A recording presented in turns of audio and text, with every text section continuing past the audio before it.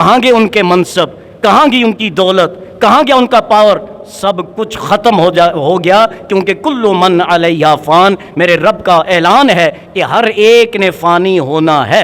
کسی نے آج جانا ہے، کسی نے کل جانا ہے، کسی نے مہینے بعد جانا ہے، کسی نے سال بعد جانا ہے، جانا سب نے ہے۔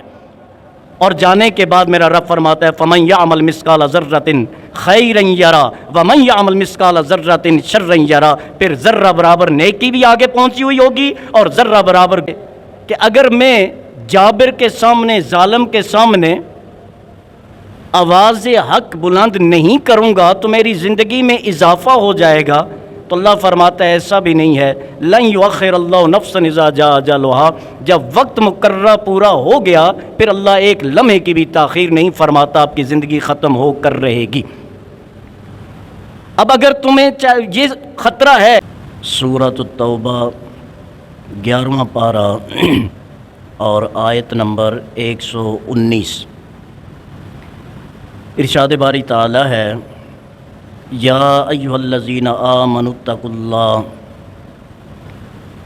اے ایمان والو اللہ سے ڈرتے رہا کرو، وکونوا مع الصادقین، اور سچے لوگوں کے ساتھ اپنے تعلقات استوار رکھا کرو۔ حضرات محترم، یہ آیہ مبارکہ مومنین کے لیے دو پیغامات، ایک پیغام تو یہ ہے کہ اتقوا اللہ، اللہ سے ڈرو۔ دنیا والوں سے ڈرنے کا کوئی مقصد نہیں ہے، کیونکہ اللہ کے سامنے دنیا میں سے کسی کی بھی کوئی اوقات نہیں، کوئی ہمت نہیں کہ اللہ کے فیصلے کو رد کر سکے یا اللہ کے فیصلے کے خلاف جا سکے یا خلاف کچھ کر سکے۔ تمہیں دنیا والوں کے خوف سے بے خوف ہو جانا چاہیے، نکل جانا چاہیے، کیونکہ اگر اللہ تمہارے ساتھ ہے تو ساری دنیا بھی اگر مخالف ہو جائے تو تمہارا کچھ بگاڑ نہیں سکتی، اور اگر رب نے ساتھ چھوڑ دیا تو ساری کائنات بھی تمہارے ساتھ مل جائے، وہ تمہیں ذلیل ہونے سے بچا نہیں سکتے۔ تو اس لیے در در کی ٹھوکریں کھانے کے بجائے در خدا پر آ جاؤ، وہ رب تمہیں دنیا کے ہر غم سے بے غم کر دے گا، تمہیں کسی کا کوئی خوف نہیں رہے گا۔ کیونکہ اگر تم رزق کے بارے میں خوف رکھتے ہو تو اللہ فرماتا ہے واللہ خیر الرازقین، اللہ سب سے بہترین رزق دینے والا ہے۔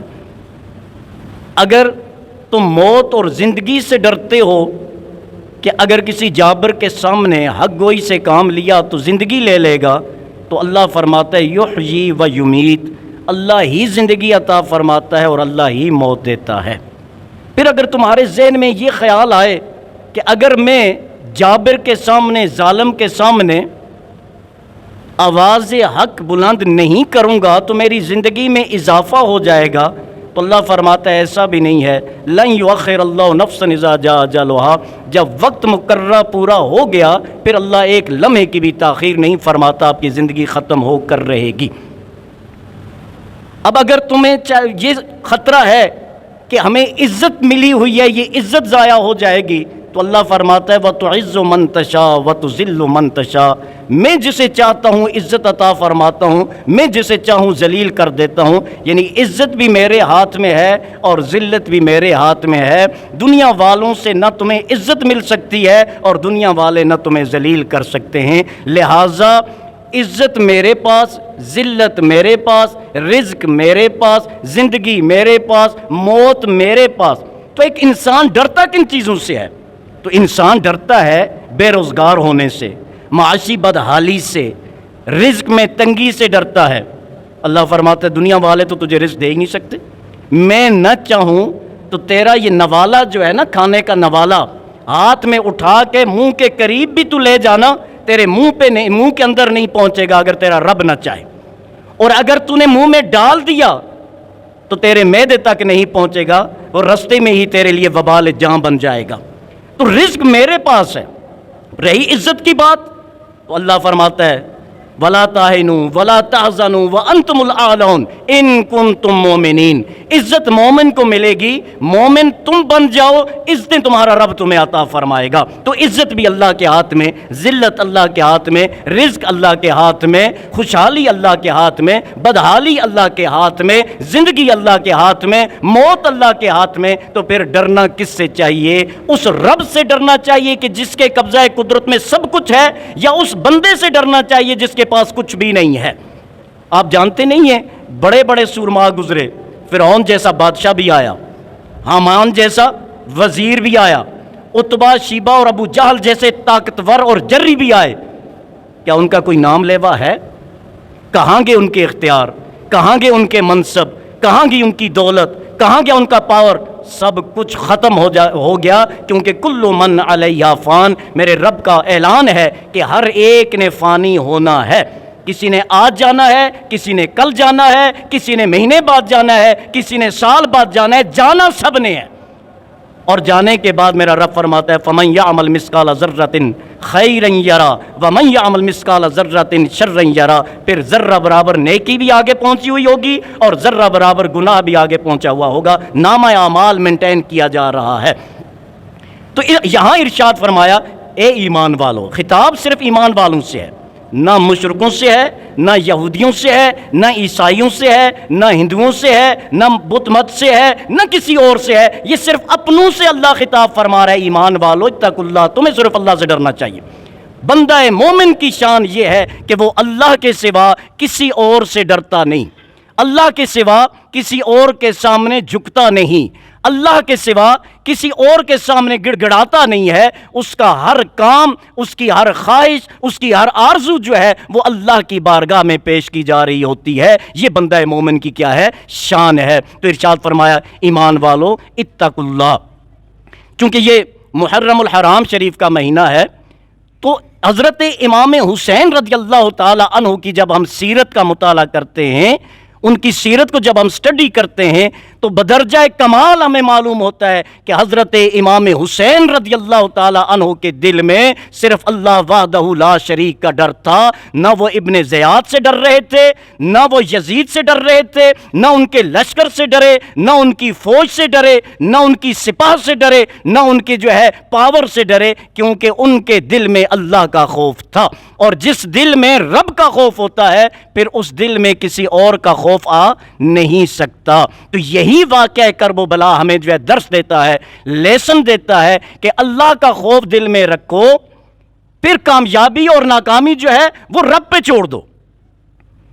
अब आप गौर फरमाएं, यजीद जो है वो अपने लाओ लश्कर की जो है वजह से, अपनी सिपाह की वजह से, अपनी फौज की वजह से, अपने असलहा और पावर की वजह से बज़ाहिर क्या हुआ?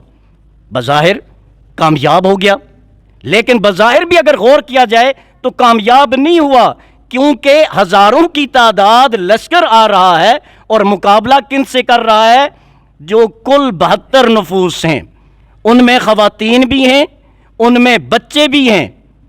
तो अब आप गौर करें कि बज़ाहिर जंग भी अगर की जाती है तो अपने मद्दे मुकाबल का स्टेटस, हैसियत और तादाद के एतबार से उसके खिलाफ निकला जाता है। वो बदबख्त लईन जो है चंद नफूस से कुदसिया के मुकाबले में निकला, मान लिया कि बज़ाहिर जो है उसका मनसब बच गया, बज़ाहिर उसका तख्त बच गया, बज़ाहिर जो है वो कामयाब हो गया, लेकिन क्या तारीख़ उसे कामयाब करार देती है? क्या तारीख़ जो है उसके लिए फ़तहमंद का लफ्ज़ इस्तेमाल करती है? नहीं, हरगिज़ नहीं। तारीख़ ये गवाही देती है कि यजीद बज़ाहिर जीत कर भी हार गया, बज़ाहिर कामयाब होकर भी नाकाम हो गया, क्योंकि उसी के बेटे ने, जो मैंने पिछले जुम्मे पे अर्ज़ किया था, 19 या 20 साल उसके बेटे की टोटल उम्र थी जब यजीद जो है वो मर गया। 39 साल की उम्र में बेटा तख्त नशीन हुआ, तो 40 दिन बाद जो है उसके बेटे ने ये कहकर तख्त पे लात मार दी कि जिस तख्त के हुसूल में आले बेते अतहार का खून शामिल हो, मैं उस तख्त पर बैठना गवारा नहीं करता। तो और फिर आज तक आप देख लें कि यजीद का नाम लेना जो है वो नहुसत समझा जाता है, बदबख्ती समझा जाता है, और हज़रत इमाम हुसैन हर दिल में जिंदा ताबिंदा और पाइंदा हैं। हज़रत इमाम हुसैन जिंदा थे, जिंदा हैं और जिंदा रहेंगे। اور یزید مردہ تھا، مردہ ہے اور ہمیشہ کے لیے مردہ رہے گا۔ اب وجہ کیا ہے؟ جو پوائنٹ میں آپ کی خدمت میں عرض کرنا چاہ رہا ہوں وہ پوائنٹ یہ ہے، اللہ کا خوف، کہ جس کے دل میں اللہ کا خوف ہوتا ہے پھر اس سے وطن چھوٹے تو اسے کوئی پرواہ نہیں، اپنے رشتہ دار چھوٹیں کوئی پرواہ نہیں، گھر بار قربان ہو جائے کوئی پرواہ نہیں، اولاد قربان ہو جائے کوئی پرواہ نہیں، اور اپنی جان بھی قربان کر دیں انہیں کوئی پرواہ نہیں ہوتی۔ اسی لیے جو ہے وہ شاعر نے کہا تھا، سرداد نہ داد دست در دست یزید حقا کے بنائے لا الہ است حسین۔ کیا آپ نے اپنا سر اقدس تو قربان کر دیا لیکن یزید لعین بدبخت کے ہاتھ پر بیعت نہیں کی، اور سچ یہ ہے کہ لا الہ الا اللہ محمد الرسول اللہ کی بنیاد حضرت امام حسین نے رکھ دی۔ تو یہ جو آیت کا یہ حصہ، پہلا حصہ جو ہے وہ حضرت امام حسین کے لیے ہے کہ جن پر جو تقوی اختیار کرتے ہیں وہ کسی سے ڈرتے نہیں ہیں، اور دوسرا مومنین کے لیے وَكُونُوا مَعَ الصَّادِقِينَ۔ اگر تم کامیابی چاہتے ہو، اگر تم فلاح چاہتے ہو، اگر تم کامرانی چاہتے ہو تو تمہارا تعلق جو ہے سچے لوگوں کے ساتھ ہونا چاہیے، تمہارا تعلق جھوٹوں کے ساتھ نہیں ہونا چاہیے، فراڈیوں کے ساتھ نہیں ہونا چاہیے، فریبیوں کے ساتھ نہیں ہونا چاہیے، بلکہ تمہارا تعلق جو ہے وہ سچے لوگوں کے ساتھ ہونا چاہیے۔ اب سچے لوگ کون ہیں؟ سچے لوگ وہی ہیں کہ جنہوں نے ہر وقت اللہ کے حکم کی پیروی کی، رسول اللہ صلی اللہ علیہ وسلم کی اطاعت کی اور شریعت کے پابند رہے۔ وہ کون لوگ ہیں؟ وہ حقیقتاً سچے لوگ ہیں۔ جنہوں نے حق کا ساتھ دیا وہ سچے لوگ ہیں، جو حق پر چلے وہ سچے لوگ ہیں، جو حق پر چلنے والوں کے مددگار اور معاون ہوئے وہ کون ہیں؟ وہ سچے لوگ ہیں۔ تو اب میں آپ سے عرض کرنا چاہوں گا کہ صحابہ کرام سے بڑھ کر سچا کون ہو سکتا ہے؟ اہل بیت اطہار سے بڑھ کر سچا کون ہو سکتا ہے؟ تو ہمارے پاس جو ہے زندگی گزارنے کے دو طریقے ہیں، ایک طریقہ صحابہ کرام رضوان اللہ تعالی علیہم اجمعین اور دوسرا اہل بیت اطہار۔ ان میں سے کسی ایک کو بھی سکپ کریں گے، ایک کو بھی چھوڑیں گے تو مومن صراط مستقیم پر چل نہیں سکتا۔ وجہ کیا ہے؟ میرے آقا صلی اللہ علیہ وسلم نے ارشاد فرمایا، اصحابی کالنجوم، میرے صحابہ ستاروں کی مانند ہیں، میرے صحابہ ستاروں کی مانند ہیں، فَبِأَيِّهِمْ اقْتَدَيْتُمْ اهْتَدَيْتُمْ، ان میں سے جس کی بھی تم اقتداء کرو گے تم ہدایت ہی پاؤ گے، تمہیں ہدایت ہی ملے گی۔ تو صحابہ کرام کی اقتداء کرنا ہدایت کا سبب ہے۔ اور دوسری حدیث میں نبی اکرم صلی اللہ علیہ وسلم نے ارشاد فرمایا، میرے ستارے کس کی مانند ہیں؟ میرے صحابہ کس کی مانند ہیں؟ ستاروں کی مانند۔ اور آپ جانتے ہیں کہ پہلے دور میں رستہ جب آپ تلاش کرتے تھے، منزل کی طرف جب آپ جاتے تھے تو رستہ کس طرح آپ کو ملتا تھا؟ ستاروں کی چال سے، ستارے رہنمائی کرتے تھے۔ تو فرمایا میرے صحابہ کی رہنمائی میں چلو گے تو تمہیں ہدایت ملے گی۔ یا رسول اللہ اہل بیت اطہار، تو میرے آقا کریم صلی اللہ علیہ وسلم نے ارشاد فرمایا، اہل بیتی، میرے جو اہل بیت ہیں، کا سفینۃ نوح، حضرت نوح علیہ السلام کی کشتی کی مانند ہیں۔ جو اس کشتی نوح میں سوار ہوا وہ نجات پا گیا، اور جو سوار نہ ہوا وہ غرق ہو گیا۔ لہٰذا اہل بیت اطہار شریعت کی کشتی ہیں، اور صحابہ کرام رضوان اللہ تعالی علیہم اجمعین وہ شریعت کے ستارے ہیں۔ تو جب آپ سمندر میں سفر کرتے ہیں، یہ دنیا سمندر سمجھ لیں، جب آپ سمندر میں سفر کرتے ہیں تو ایک طرف آپ کو کشتی کی ضرورت ہے اور دوسری طرف آپ کو اتنی ہی ستاروں کی ضرورت ہے۔ تو الحمدللہ اہل سنہ و جماعت جو ہے وہ خوش قسمت جماعت ہے کہ یہ نہ تو توحید پہ کمپرومائز کرتے ہیں، اللہ وحدہ لا شریک ہے، یہ ہمارا عقیدہ ہے، اللہ کی ذات میں، اللہ کی صفات میں، اللہ کی شان میں، اللہ کی طاقت میں، اللہ کی قدرت میں کوئی دوسرا شریک نہیں ہے، ہرگز کوئی بھی دوسرا شریک نہیں اللہ کی شان اور قدرت میں۔ اور جب رسالت کی بات آتی ہے تو ہمارا عقیدہ کیا ہے؟ بعد از خدا بزرگ توئی، قصہ مختصر، کہ اللہ کے بعد مخلوق میں سے اگر کسی کا مقام اور منصب عظیم ہے وہ محمد الرسول اللہ صلی اللہ علیہ وسلم کی ذات اقدس ہے۔ اور جب صحابہ کی بات آتی ہے تو صحابہ ہمارے لیے رائے ہدایت، نجوم ہیں، ستارے ہیں۔ اور اہل بیت کی بات آئے تو اہل بیت صرف ایمان نہیں، جان ایمان ہے۔ اور پھر اولیاء کی بات آئے تو ان سے بھی محبت۔ تو یہ وہ عقیدہ ہے، یہ وہ جماعت ہے جس پر اللہ تعالیٰ نے اپنا خاص فضل اور کرم فرمایا ہوا ہے۔ تو حضرات محترم، آج کا پیغام صرف اتنا ہے کہ اہل بیت اطہار نے، اور خصوصاً حضرت امام حسین رضی اللہ تعالیٰ عنہ نے جس مقصد کے لیے اپنی اولاد، اپنے رشتہ دار اور اپنی جان قربان کی تھی، وہ مقصد تخت حاصل کرنا نہیں تھا، وہ مقصد جو ہے بادشاہ بننا نہیں تھا، وہ مقصد حاکم بننا نہیں تھا، وہ مقصد یہ تھا کہ کسی بھی جابر اور ظالم کو یہ حق حاصل نہیں ہے کہ وہ مسلمانوں کا امیر بنے۔ کسی شرابی اور زانی اور فاسق اور فاجر کو یہ حق حاصل نہیں ہے کہ وہ مسلمانوں کا خلیفہ بنے۔ اس لیے حضرت امام حسین نے اسے چیلنج کیا تھا، ایک بات۔ اور دوسری بات، پیچھے رہ جانے والوں کے لیے یہ اپنی سنت چھوڑی کہ حاکم جتنا بھی ظالم اور جابر ہو، بندہ مومن کی شان یہ ہے کہ وہ اس کے سامنے بھی کلمہ حق کہنے سے کتراتا اور ڈرتا نہیں ہے۔ حق کہنا مسلمان کا کام ہے، آگے کامیابی یا ناکامی وہ میرے رب کی قدرت اور طاقت اور اس کے ہاتھ میں ہے۔ تو حضرات محترم، اللہ تعالیٰ سے دعا ہے ہمیں حضرت امام حسین رضی اللہ تعالیٰ عنہ کی سیرت کو اپنانے کی توفیق عطا فرمائے اور وہ جذبہ ہمیں نصیب فرمائے۔ وما علیہ الا البلاغ۔